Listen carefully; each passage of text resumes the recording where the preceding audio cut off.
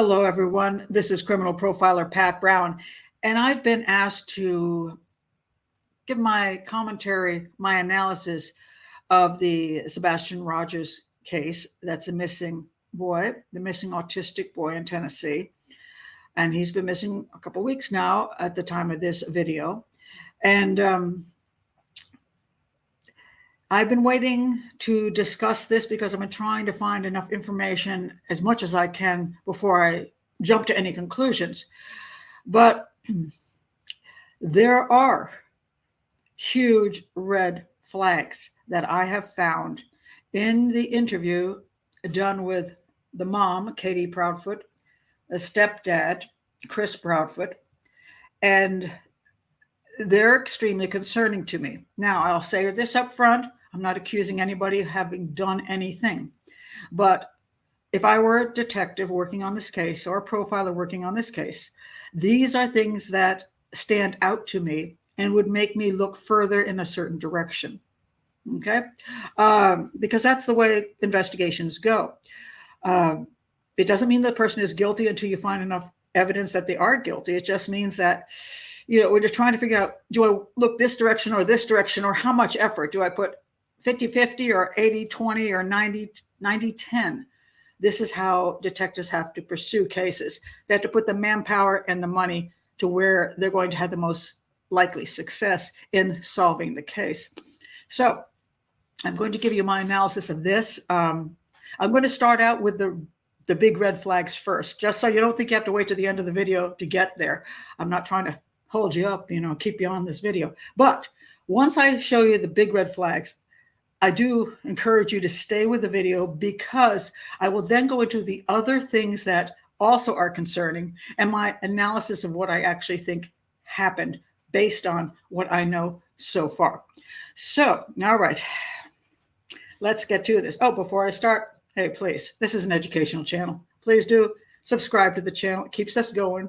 Oh, it keeps me going because there's no us. It's just me. Keeps me going, keeps the channel going, and keeps the education going out to people who would like to understand criminal profiling and crime scene analysis. So please subscribe, like the video, check my playlists, and hit the button, that little bell, so you can get notifications. Okay, let's go to it. All right. First of all, I just want to say, when I looked originally at this case, just pictures of Sebastian, I didn't get an immediate feel that he had a bad life going on.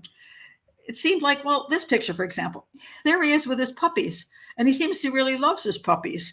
And I think, oh, a family that provides puppies for this child, that's cool. And he has a snake, and I'm a reptile lover. So I'm like, hey, cool, he's got himself. I think this is a ball python.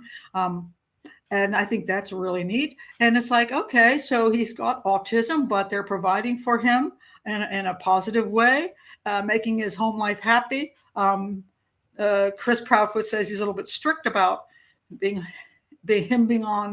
Sebastian being on social media and getting on the phone and doing things. I'm okay with that. I don't know how strict he is, but I understand that hopefully the two of them as a couple have made these decisions, not just the stepfather, and also Sebastian's father, who is Seth Rogers. Also, hopefully he's in the mix, and he does live close by. So could he have what seems to be a pretty decent home life? It did seem so. Then he disappears. And the couple here, his mother and his stepfather, do not go in front of the media for about a week, which is odd right there. That's a red flag. Because according to them, they think he actually left of his own accord in the middle of the night. And if that happens, generally speaking, most parents would want to be standing out in front of their house with a microphone saying, hey, you got to look for my son. For some freaky reason, he left the house. We don't know why. We think he's out there. Maybe he went into the woods. Maybe, I don't know. I don't know. I don't even understand it, but here's who he is. This is our son. This is how he's 15. He's autistic. Here's some of his behaviors. Here's what he likes. Here's what he doesn't like. Here's what he looks like. I would put out everything I could so people could search for my child. And I put out immediately to my child, Sebastian, if you're out there, Sebastian, we love you. Come home. Call us. Call the police. 911. Ask for help. Whatever you can do. Please, we want you home. That should have been done right away, and it wasn't. And when they finally did do an interview, the media called it breaking the silence. Why would they be silent? That makes no sense to me. So they finally did this interview, and it was one of those interviews which annoys me from the media. They're not asking, basically how to find Sebastian. They're starting to go on the, how are you feeling? Blah, blah, blah. How is it for you? It's like this emotional thing because they want to do the human interest side of things rather than find this child who's missing, which is very annoying to me. So I'm going to analyze things from this video now. And I want to tell you what kind of analysis I do as far as statement analysis goes. There is a person out here who I respect highly. It is Peter Hyatt. I've known Peter for years. He's got a couple videos on the case. I'm going to link them below. He does what I consider full statement analysis. That is a specialty of Peter.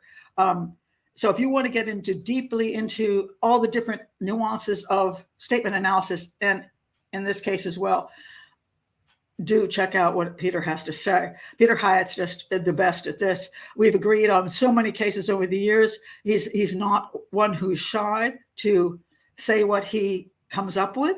He doesn't do things because they're popular. He simply says what he sees, and I respect him for being very professional in doing that.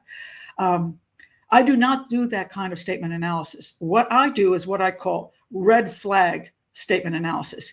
If I've been working with the police department and I've analyzed interviews, what I'm pointing out are things that jump out at me.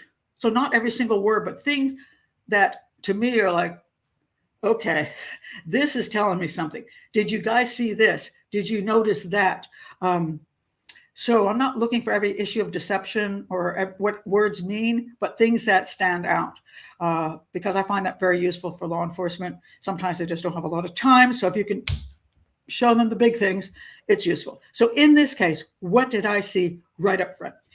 Okay, I'm going to show you a couple videos, which I did with my phone because I don't know how to do these any fancy way.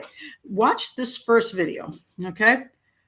First, just express, I can't even imagine as a parent what you two are going through.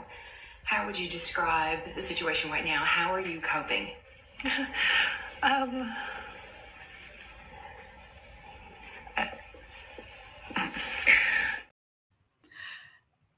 Okay, that bothered me right there. She's trying to figure out how she's going to say she's coping. Then she goes, she turns to her husband, but in a way that she'll semi-laughter. Now, people are going to say this is nervousness, but why does she need to do that? Why does she need to look over at him for him to point out to the media how they're feeling? It just was an uncomfortable moment. But that wasn't the big thing for me.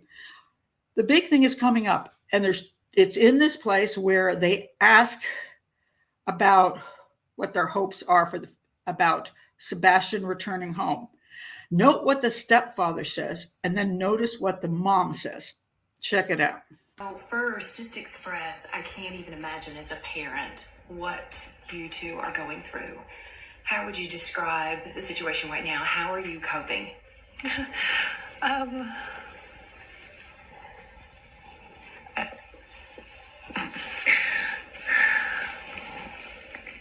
on a constant roller coaster ride of helpless and hopeless and many other emotions all in one, and it's a never-ending roller coaster. It doesn't stop. It won't stop until he walks through the door. I wouldn't wish this on anyone.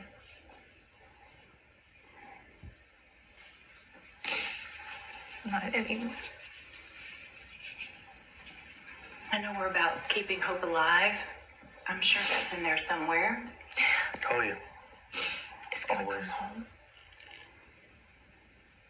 He's going to walk through that door.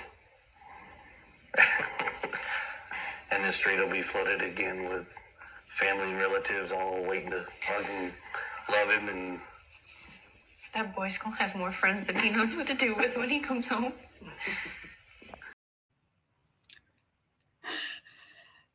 He's going to walk through that door. Did you just burst into laughter when you said that, stepdaddy? That's concerning to me. He doesn't believe that child is ever going to walk through that door. And the belief doesn't seem to come from Seth Rogers. His dad seems to believe that Sebastian may not be alive because of the time going by. And he's angry about it and he's upset about it. But that's not what he seems to be expressing, that he might have died in the woods or he might have been kidnapped and killed. He actually seems to burst into laughter because he knows it's ridiculous that his stepson's ever going to walk through that door again. Why? Because you know he's dead. You absolutely know that this is ludicrous. Mom then goes on this thing where, and he's going to have lots more friends than before. What? This is the important thing, that if he shows up and have more friends, not that he's alive. Very strange behavior from both of them. Even the laughing part, the humor part, when he's missing, when he's absolutely missing and you don't know where he is, that he might be dead, that he might be being tortured someplace. He might be, they've never reached out to him really. They never said, God might, he might be in the woods starving. He might be, oh, please come back. Please, somebody find him. They're not saying any of that. They're talking about him like something that happened in the past. Let me tell you about something that happened with me. And just because I have this memory I have this memory. It's a strong memory. My son, when he was 5 or 6, can't remember now exactly how old he was. My husband and I dropped one of our sons, my son at the time. I'll have to explain this in a minute. We dropped them off at the pastor's house for an overnight. And my husband and I never left our kids overnight before. And we left our daughter, who was 2 years older, at my mother-in-law's house. So we could have this one overnight at the beach, And so we drove away. And I told my son when we drove away, if you're going to use a bicycle, do not be in the street. You have to stay in the yard. And my son was usually fairly obedient about these things. So we drove away comfortable, and we were over at the beach. And my husband, we stupidly forgot to leave our. We didn't. The cell phones didn't exist at that time, and so we didn't leave where we could be found at this bed and breakfast, because we were just thinking it was overnight. And I guess it just never occurred to us, whatever stupid reasons. And so somewhere about 10 o'clock at night. Was it 10 o'clock at night? No, I kept trying to remember when it was. I don't remember. Maybe it was during the day. Actually, I remember daylight. So maybe it was early morning that my husband called his mother to check on our daughter because she had a little cold. And all of a sudden, he didn't come back very quickly. And I went to look for him. He was like sitting on the stairs, all hunched over, all freaked out. And I'm like, "What's wrong? Is our daughter sick? What's wrong?" And he's like, "No, it's our son." And I'm like, "What?" And I'm thinking right then, if he called his mother and word about our son, something happened to our son, how did she even know?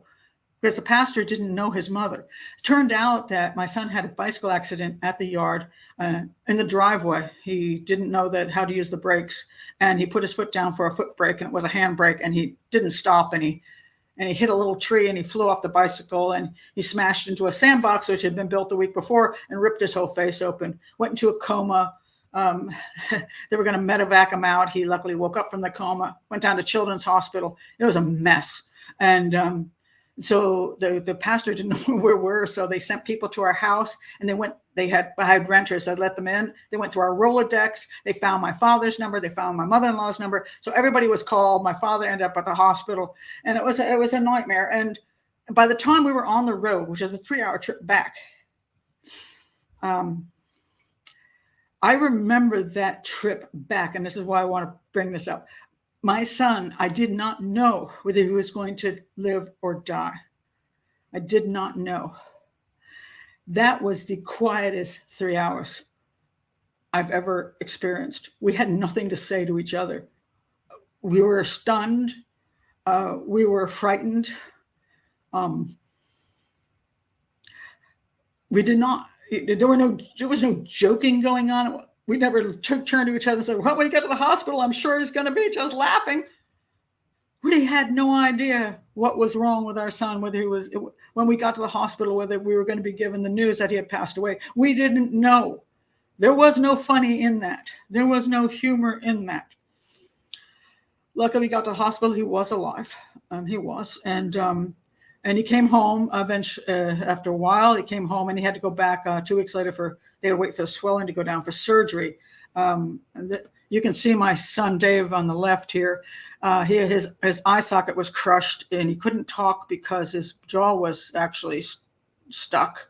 And the reason I have this picture is because the social worker on the right showed up with our new son, Jeremy, who's in the middle. And when he showed up, I did make a joke. I said, "Well, look what we do to the kids in our house." That was a joke. But my son was alive at that point. Yes, his face was all messed up, but he was alive. I knew he was going to go for surgery. I knew that was going to be frightening. And during the surgery, I had no jokes either. I just held this little bear. I held this little bear. And I sat in the bathroom. I remember this. I sat in the bathroom stall because it was a 5-hour surgery. And I was so freaked. And I just sat there with the bear. There was no joking. There's nothing to joke about. When your child is missing, that's not normal behavior. Sorry, it's not normal behavior. So that's a huge red flag to me. Your child is missing, maybe dead or in pain or whatever, because you don't know. And you have jokes to make and laughter, and you burst out laughing at the thought he'd even return home.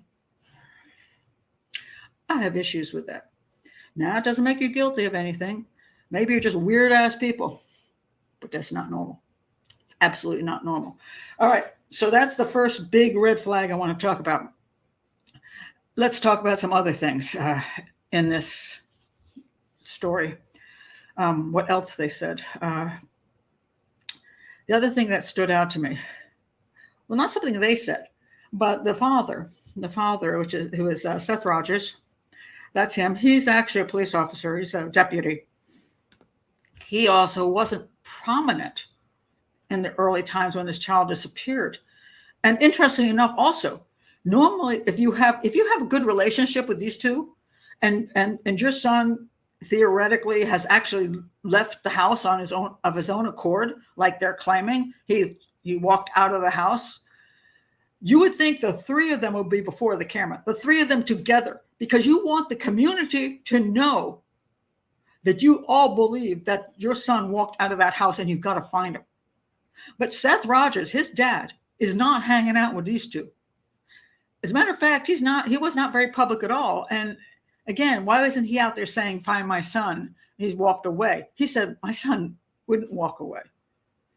I think he's been behind the scenes working like hell to find out what happened to his son. And I think he does mention his son he thinks might be deceased. Why does he say that? Because I think he's looking at these two as having something to do with it. He's a deputy. He understands how things work. And he also is very angry in one of his videos, and he says, "He's mine. He's my son. He's mine." And I think he's talking to these two, that whatever happened, he was my son. How dare you? So I find interesting that his dad, his bio dad, is not in work. He's not all snuggly with these two. Why not? Because they should all be on the same page, and it doesn't seem so. So that's another big thing for me. All right, the next thing. How did he disappear out of the house? Mom says, now, stepdad, there's a lot of like very limited information. From what I can gather, and I may be wrong because I can't find much information, he was going away to work in Memphis, where apparently he would go down there and stay for quite a bit of time. I don't know if it was he goes stay for 2 weeks before he came back. They lived in Hendersonville, which is close to Nashville. You can see it's about a 3.5 hour trip. I'm not saying I'm accurate on this, but he was not in town when he supposedly disappeared out of the house. From what I can gather, and it's very, very, very vague, it seemed like he was there the day before he disappeared. And it appears he left approximately, and I'm not sure, somewhere around 9 o'clock at night to drive to Memphis. And they chatted while he was going down to Memphis. So he was out of the house and she was alone with her son. She said goodnight to him. He said, "Good night. Love you, Mom. Love the puppies." And then she dozed off and went to sleep. He's out of town now, supposedly driving to Memphis and in Memphis.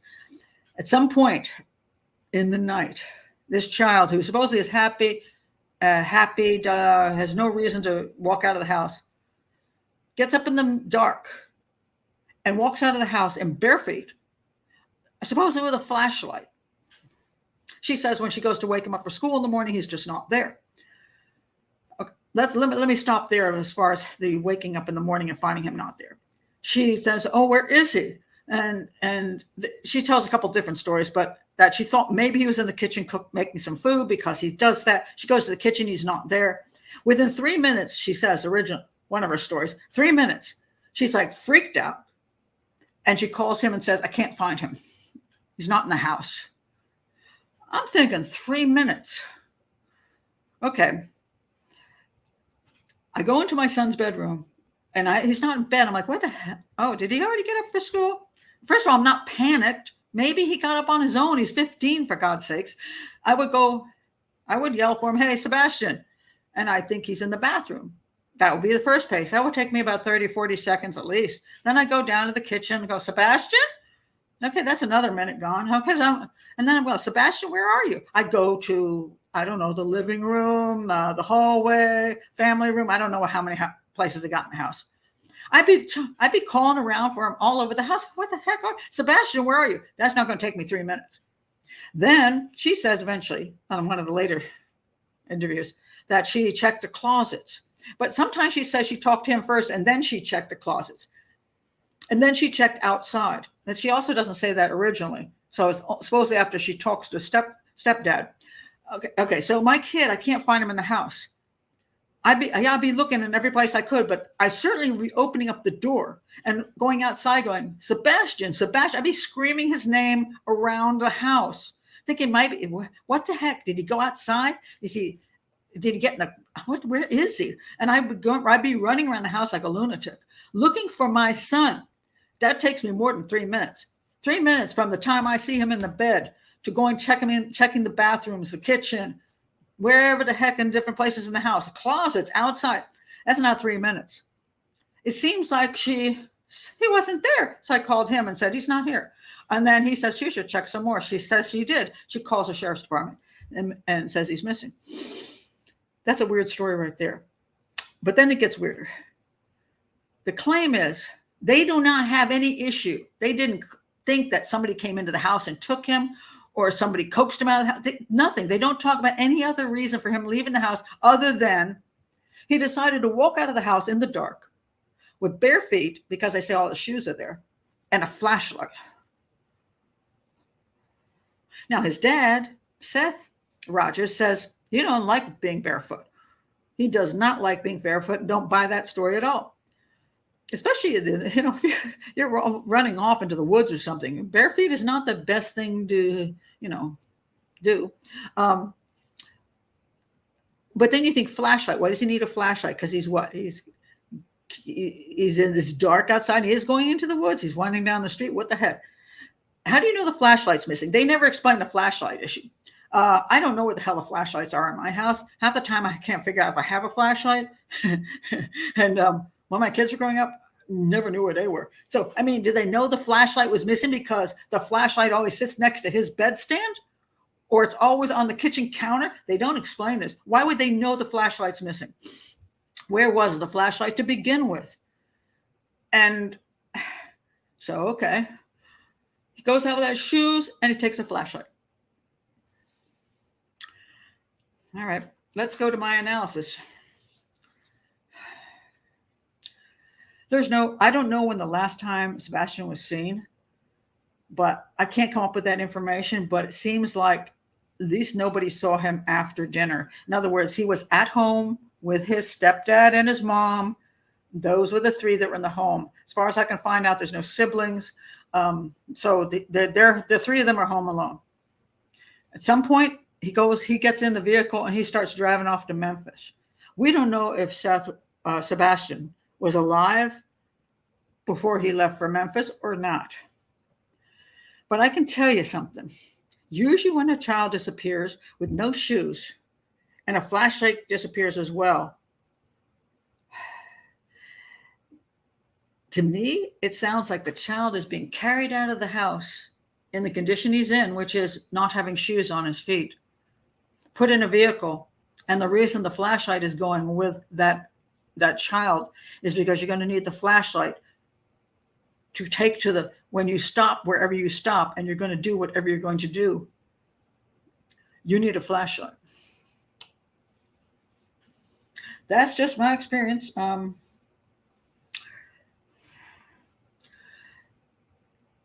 So my problem is, let's take a look at the map.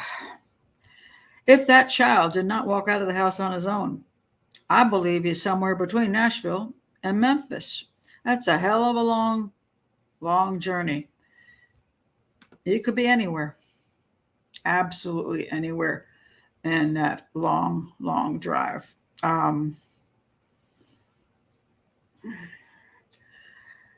I can't say that he didn't walk out of that house on his own to go look in the woods, but nobody's found his body in the woods. The tracker dogs haven't found they haven't tracked him into the woods. I don't know if they've had cadaver dogs anyplace, but they should have had them. I strongly believe Seth Rogers, Sebastian's father, does not believe his son is alive, and I believe he's looking at these two because of his behaviors and the way he talks. I think they don't believe Sebastian is alive, but not because they think something happened to him after he left the home. I see no indication that they think anybody else did anything to Sebastian, which is odd. And I don't think they think Sebastian's going to walk through that front door.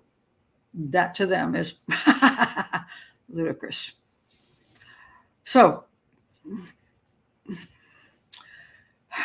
I don't think it's going to be a good ending.